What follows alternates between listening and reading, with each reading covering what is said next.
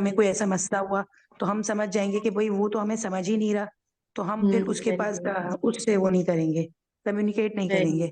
Very good. तो ये एक कम्युनिकेशन स्किल है। अब आपको समझ आई कि एक कम्युनिकेशन स्किल है कि हम किसी को अंडरस्टैंड करें। अब जैसे हम हमें किसी ने अंडरस्टैंड नहीं किया तो हमें बुरा महसूस हुआ ना। इसी तरह जब कोई हमारे साथ कम्युनिकेट कर रहा होगा तो हमने भी ये कोशिश करनी है कि हम उसको अंडरस्टैंड करने की कोशिश करें ताकि वो बुरा महसूस ना करे।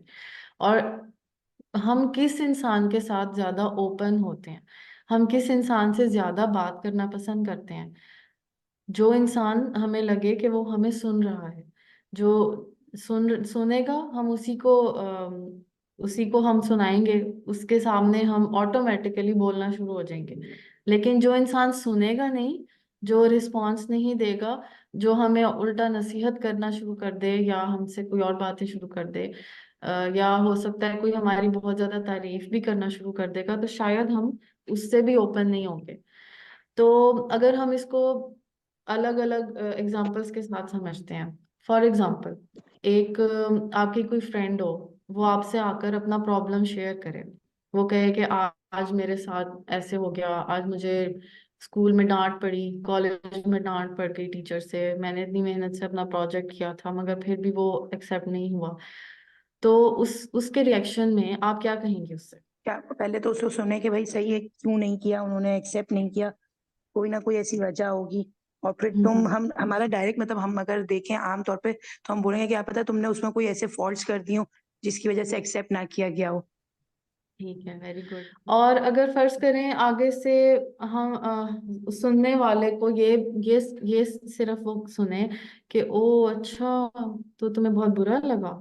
बिल्कुल सिर्फ एक छोटा सा ओ या ओ हो या इस तरह करके एक जेस्चर सिर्फ उसको मिल जाए कि किसी ने उसकी बात को समझा है, किसी ने सच मानी है उसकी फीलिंग, कि वो दुखी है, वो परेशान है, और हमने उसकी फीलिंग को माना है, एक्सेप्ट किया। सिर्फ ये एक जो एक्सेप्टेंस है इसको कहते हैं एक्नॉलेजमेंट, जो कि इंसान को बहुत ज्यादा सूद कर देती है, उसकी परेशानी को खत्म कर देती है। तो एक्नॉलेजमेंट से यही होता है। हम जब किसी को एडवाइस देते हैं या कुछ समझाते हैं, उसमें वो मसले के हल तक खुद नहीं पहुंच पा रहा होता, लेकिन एक्नॉलेजमेंट में इंसान मसले के हल तक खुद पहुंच जाता है और खुद आइडेंटिफाई कर लेता है कि अब नेक्स्ट टाइम उसको कौन सी अप्रोच इख्तियार करनी है ताकि वो मसला ही ना हो। तो देखें, ये जो बोलना होता है और या फिर लिखना जो होता है, ये एक्चुअली हमें हमारे ये एक प्रोसेस होता है जो हमें हमारे सबकॉन्शियस माइंड से कनेक्ट कर देता है और फिर हम मसलों का हल निकाल लेते हैं खुद ही। ऐसा नहीं होता कि हमारे सामने जो इंसान बैठा है वो कोई बहुत अच्छा काउंसलर है और वो हमारी काउंसलिंग कर रहा है और हम उससे सीख के हमें सारे मसलों के हल मिल रहे हैं। ऐसा नहीं होता। होता ये है कि अगला इंसान अगर अच्छी कम्युनिकेशन स्किल्स को इस्तेमाल कर रहा है तो उससे हमें ये फायदा हो जाता है कि हम खुद अपना कैथारसिस कर रहे होते हैं, हम खुद, हमें बोलने का मौका मिल रहा होता है और हमें ऐसे जेस्चर्स मिल रहे होते हैं कि हम उसके साथ कंफर्टेबल हो रहे होते हैं और अपनी बातें खुलकर कहने के बाद अपने मसलों का हल निकाल रहे होते हैं। तो ये जो कम्युनिकेशन स्किल्स हैं, अगर ये हम अडॉप्ट कर लें तो इससे हमारे इर्द गिर्द के लोगों को बहुत फायदा पहुंच सकता है। तो ये जो हमने सारा कुछ अभी डिस्कस किया है, एक्नॉलेजमेंट से रिलेटेड डिस्कस किया है कि हम चीज़ों को एक्नॉलेज करें। अब एक्नॉलेज करने के लिए हमें क्या चाहिए? जो इंसान सामने बैठा है, जिस जो सुन रहा है, उसके अंदर कौन सी स्किल का होना जरूरी है? ये सारा कुछ हम अपने अल्फाज के अलावा भी कुछ चीजों से शो कर सकते हैं, जैसा कि अभी खुशबक ने बताया, फेशियल एक्सप्रेशन, चढ़ाओ, और इस तरह से ये जो सारी चीजें होती हैं ना, जो नजर आ रही होती हैं, जो हम सब कर रहे होते हैं अपनी कम्युनिकेशन में हर रोज, लेकिन हम उन चीजों को खुद भी नहीं जान रहे होते कि हम कर रहे हैं। जो लोग कुछ लोग होते हैं जो हर वक्त लोगों में घिरे रहते हैं, लोग उनके साथ बैठना पसंद करते हैं। अगर आप कभी गौर करें तो उनमें नेचुरली ये चीजें वो कर रहे होते हैं, लेकिन उन्हें खुद भी रियलाइज नहीं हो रहा होता कि वो कर रहे हैं। वो बगैर सोचे समझे कर रहे होते हैं नेचुरली। हम सब करते हैं। तो आज हम इन्हीं चीजों को पढ़ लेंगे, डिस्कस कर लेंगे, ताकि हम नेक्स्ट टाइम जब भी करें तो कॉन्शियसली करें और ज्यादा इम्प्रूव तरीके से, बेहतर तरीके से उसको कर लें। एक दूसरे को मैच कर लेना, किसी के साथ आपने रेपो बिल्ड करनी है तो आप उसके साथ हो जाएं, बिल्कुल जैसा वो है वैसे आप बनने की कोशिश करें। इसमें देखिए, रैपोर बिल्डिंग जो होती है बेसिकली वो होती है कि आप लोगों की तरह बनने की कोशिश करें। एक एग्जांपल से इसको समझ लेते हैं। अगर आप लोग एक एक जगह जॉब इंटरव्यू के लिए जाते हैं, जॉब इंटरव्यू के लिए आप गए हैं और वहां बाहर लोग वेटिंग में बैठे हुए हैं, अभी आपकी बारी नहीं आई, बहुत सारे लोग हैं, आपने वहां किसी से कम्युनिकेट करना है, किसी से बात करनी है, कोई जरूरी क्वेश्चन पूछना है, तो आप उनमें से किससे बात करना पसंद करेंगे? उससे इंटरेक्ट करेंगे जो मतलब देखने में हमें वो लग रहा होगा, उसकी जो एक्सप्रेशंस होंगे वो बहुत पोलाइटली हों, मतलब ऐसे होंगे, नर्म मिजाज का लग रहा होगा। एक ऐसा होता है कि जो बहुत देखने में ही बहुत गुस्से वाला लग रहा होगा, तो हम बोलेंगे कि भाई हम उससे बात ना करें, मुकाबले में उसके के जिसके एक्सप्रेशंस हमें थोड़े से नर्म मिजाज के लगेंगे, उससे हम वेरी गुड, कम्युनिकेट करेंगे। Very good. यानी कि हम उसके एक्सप्रेशन से उसको देखेंगे, क्योंकि हम उनमें से किसी को नहीं जानते कौन नेचर वाइज कैसा है, लेकिन हमें क्या उसके एक्सप्रेशन से पता चल रहा है? जी बिल्कुल, हमें उसके एक्सप्रेशन से पता चल जाएगा कि कौन इंसान है जो हमें अपने जैसा लग रहा है।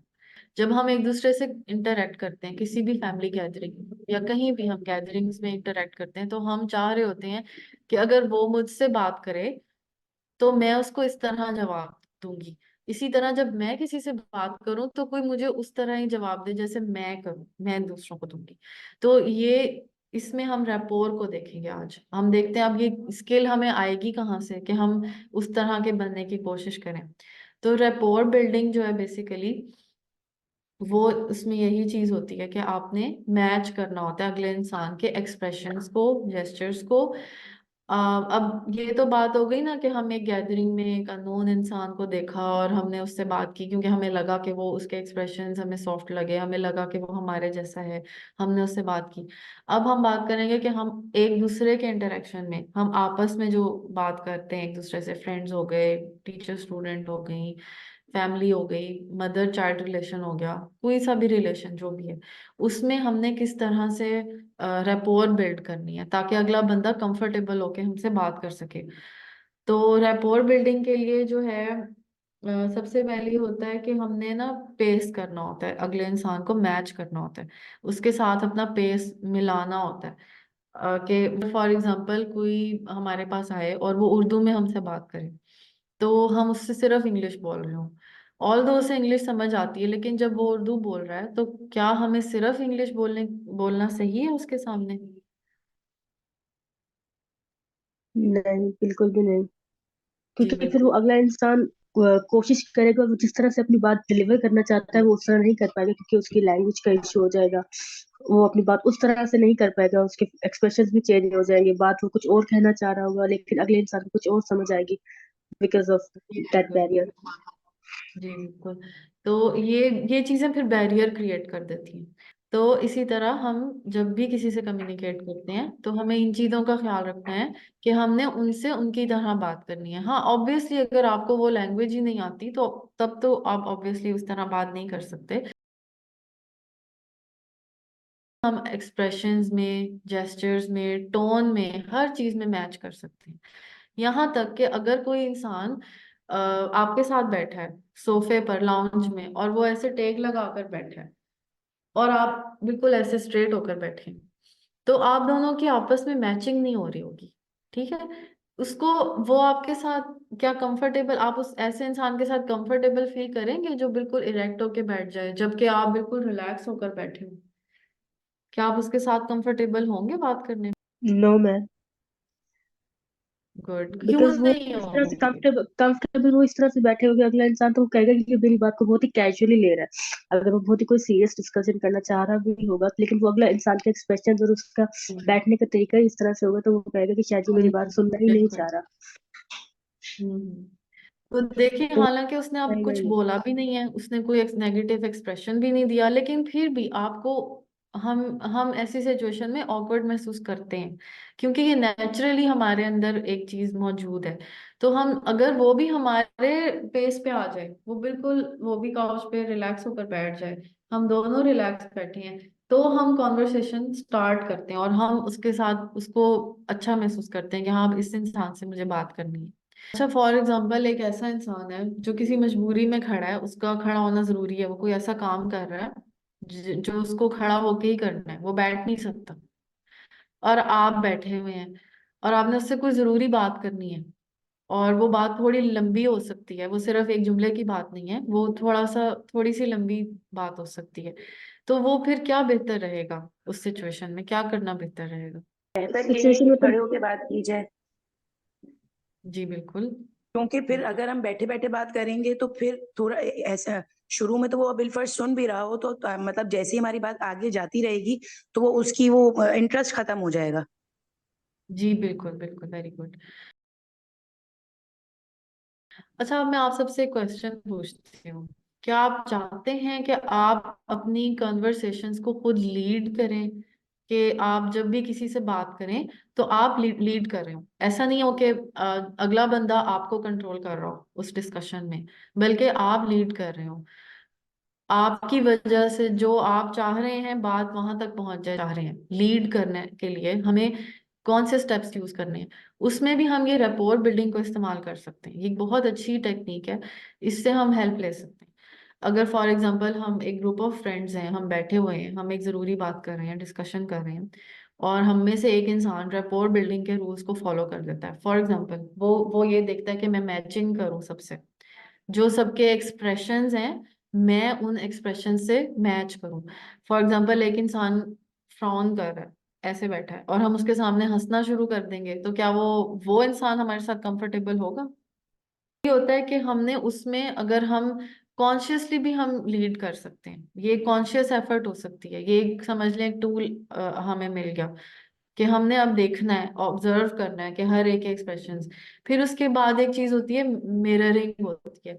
जिस तरह से हम शीशे में खुद को देखते हैं ना, जैसे मैं अब अगर मैंने हाथ उठाया तो शीशे में नजर आ रहा है मेरा हाथ उठता हुआ, तो अगर मैं ऐसे बैठ जाऊं तो मेरा ऐसे ही नजर आएगा। इसी तरह अगर आप लोग चाहें अपने साथ जो आपके लोग इंटरेक्ट कर रहे हैं, अगर आपके साथ आपकी कोई बहन या कजन या फ्रेंड बैठी है, आपने उनको देख के अगर वो इस तरह बैठी हैं, आप ऐसे गैर महसूस तरीके से आप भी इस तरह बैठ जाएं या ऐसे बैठ जाएं, ठीक है, तो क्या होगा, आप लोगों की और ज्यादा स्ट्रॉन्ग रेपो हो जाएगी, रेपो बिल्ड हो जाएगी, आप एक दूसरे के साथ और ज्यादा कनेक्ट कर जाएंगे।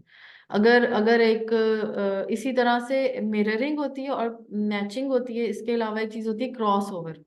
क्रॉस ओवर में ये होता है कि आप अगर एक इंसान ने अपनी एक साइड से ऐसे किया हुआ है, आप उसकी दूसरी साइड को मैच कर लो। अगर वो पीछे होके बैठा है, इस तरफ होके बैठा है, आप थोड़ा सा इस तरह होके बैठ जाएं, इसे कहते हैं क्रॉस ओवर। ठीक है, इसमें हम एक दूसरे को मैच कर रहे हैं। हमने ये चीज ऐसे नहीं करनी जैसे हम किसी की नकल उतार रहे हैं। अगर फॉर एग्जाम्पल मैं सुमैया को देख के बिल्कुल एग्जैक्टली वैसे उनकी शक्ल बना लूं, उनकी नकल उतारूंगी, तो वो भी ऑकवर्ड फील करेंगी। लेकिन अगर मैं गैर महसूस तरीके से ये काम करूंगी, उन्हें पता भी नहीं चलेगा, तो ज्यादा अच्छी रैपोर्ट बिल्ड हो जाएगी। जब एक बार हम उस रेपो को बिल्ड कर लेते हैं किसी भी इंसान के साथ जिससे हम इंटरेक्ट कर रहे हैं, कॉन्वर्सेशन कर रहे हैं, जब हम उसके पेस पे आ जाते हैं, फिर हम थोड़ी देर उसी पेस पे रहते हैं, और फिर क्या होता है, फिर हम उनसे वो बात कह सकते हैं जो हम उनसे कहना चाह रहे होते हैं। फिर वो बात असर करती है। अगर मैं वो बात उससे पहले कह दूंगी तो शायद उसका असर नहीं होगा। अगर मैं पेस पे आने के बाद उससे बात करूंगी, तब वो बात इफेक्टिव होगी। या फिर हम उसकी जो आवाज, जो बोलना है ना, लैंग्वेज है, उसमें हम क्या क्या चीजें मैच कर सकते हैं, टोन मैच कर सकते हैं, उसकी स्पीड मैच कर सकते हैं, उसकी वॉल्यूम को मैच कर सकते हैं, और उसके अलावा उसकी जो आवाज का जो उतार चढ़ाव होता है, जो rise and fall of voice होता है, जो इंटेंसिटी होती है, ये तमाम चीजें हम मैच कर सकते हैं। जितना ज्यादा हम ये चीजें मैच करेंगे, आप ये समझे, हम उतना ज्यादा उसके साथ कनेक्ट हो रहे हैं। हमारा सबकॉन्शियस माइंड उसके सबकॉन्शियस माइंड से वो महसूस कर रहा है, वो ऑटोमेटिकली हम भी महसूस करना थोड़ा थोड़ा सा फील कर रहे हैं। तो ये है सारा कुछ रेपोर बिल्डिंग के बारे में।